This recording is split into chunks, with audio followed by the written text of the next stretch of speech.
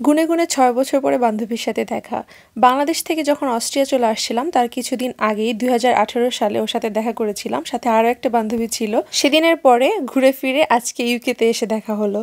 ওরা এই মুহূর্তে আছে ওয়েলসে আর আমরা আছি ম্যানচেস্টারে। তো অনেকদিন ধরে দেখা হবে হবে করে হচ্ছিল না, তো প্ল্যান করে ও চলেই আসলো। শুরু থেকে শেষ পর্যন্ত খুব সুন্দর করে ভ্লগ করছিলাম, তবে দুর্ভাগ্যক্রমে আমার ফোনের অনেকগুলো ভিডিও ডিলিট হয়ে যায় যেগুলো ব্যাকআপ করা ছিল না। সবার থেকে ভিডিও কালেক্ট করে এখন ছোট্ট একটা ভ্লগ বানিয়ে রাখছি, যেহেতু স্মৃতি হিসেবে রেখে দিতে চাই।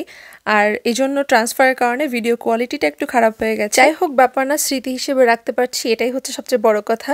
তো ওরা আমাদের বাসায় আসার সময় অনেক কিছু নিয়ে আসছে। এখানে চিপস আছে, তাছাড়া বাংলাদেশে যেরকম আমরা ফল নিয়ে যাই সেরকম কোনো রকমের ফল আর বাদ রাখিনি, এত ধরনের ফল নিয়ে আসছে।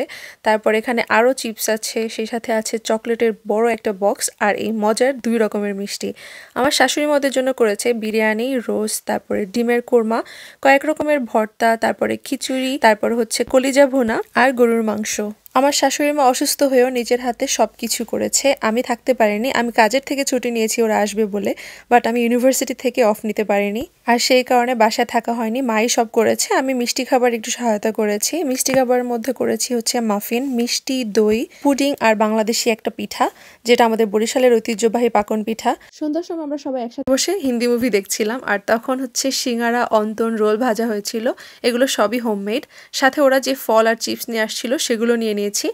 পরের দিন আমরা সকালবেলা ঘুরতে বেরিয়ে গেছি। খুব বেশি একটা ঘোরার মতো সময় আমাদের হাতে নেই, কারণ ভাইয়া হচ্ছে ম্যানচেস্টারে খেলা দেখতে আসছে। তো আমরা হচ্ছে ভাবলাম হুটহাট একটু এইটুক সময়ের মধ্যেই যতটুকু দেখা যায়।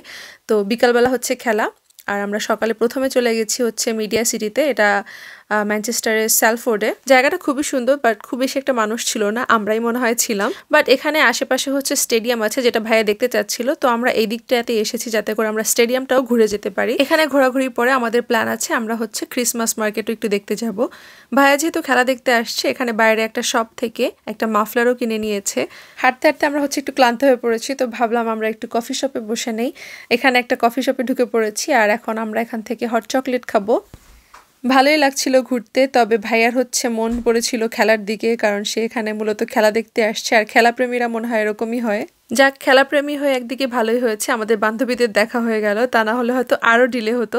দেখতে পাচ্ছেন ওরা দুজন কিন্তু সবসময় ম্যাচিং ম্যাচিং আউটফিট পরে, যেটা আমার কাছে কিউট লাগে। পিছনে ক্রিসমাস ট্রি দেখে অবাক হবেন না, কারণ ওরা যখন এসেছিল তখন ডিসেম্বর মাস ছিল। আমার ভিডিও এডিট করতে করতে অনেক দেরি হয়ে গেছে। তো তারপরে হচ্ছে আমরা একটু ক্রিসমাস মার্কেটের দিকে গেছি, ম্যানচেস্টারের পিকাডেলি গার্ডেনে। এটা হচ্ছে সেন্ট্রাল। তো আমরা ভাবলাম যে সেন্ট্রালে না গেলে কিভাবে হয়, আর ওই যে বললাম হাতে সময়ও খুবই কম, তো বেশি দূরে কোথাও যাওয়া হয়নি, আমরা ম্যানচেস্টারের মধ্যেই ছিলাম। তো ক্রিসমাস মার্কেটে একটু ঘোরাঘুরি করলাম, এখানেও ভালোই লাগছিল। যদিও সব জায়গায় ক্রিসমাস মার্কেট একই রকম, ওদের ওয়েলসেও এই একই রকমই। তারপরও এখানে একটু ঘুরতে আসলে ভালো লাগে, কিছু একটু খাওয়া যায়। এখান থেকে আমরা একটু হালকা পাতলা স্ন্যাক্স নিয়ে নিয়েছি। 2 রকমের ডোনাট নেওয়া হয়েছে, একটা অরিও ডোনাট আর ওটা হচ্ছে চকলেট। বাইরে আমাদের খুব একটা বেশি কিছু খাওয়া হয়নি, কারণ আমরা বাসায় যেয়ে আবার হচ্ছে ভাত খাবো সেই প্ল্যান। ওরাও কিছু খেতে চাচ্ছিল না। আমার ইচ্ছা ছিল ম্যানচেস্টারের বিখ্যাত যে খাবারের জায়গা কারি মাইল, ওখানে নিয়ে যাব। ওখানে নিয়ে গেলে অনেক মজা পেত, বাট ওই যে বললাম সময়ের খুবই অভাব। বাট ইনশাআল্লাহ নেক্সট টাইমের জন্য এটা রেখে দেওয়া হলো। ইনশাল্লাহ আবার দেখা হবে ওদের সাথে। আর আজকের ব্লগটা এই পর্যন্তই। কেমন লাগলো আমাদেরকে কিন্তু কমেন্ট করে জানাবেন। আজকে এখানেই বিদায় নিচ্ছি। আল্লাহ হাফিজ সবাইকে।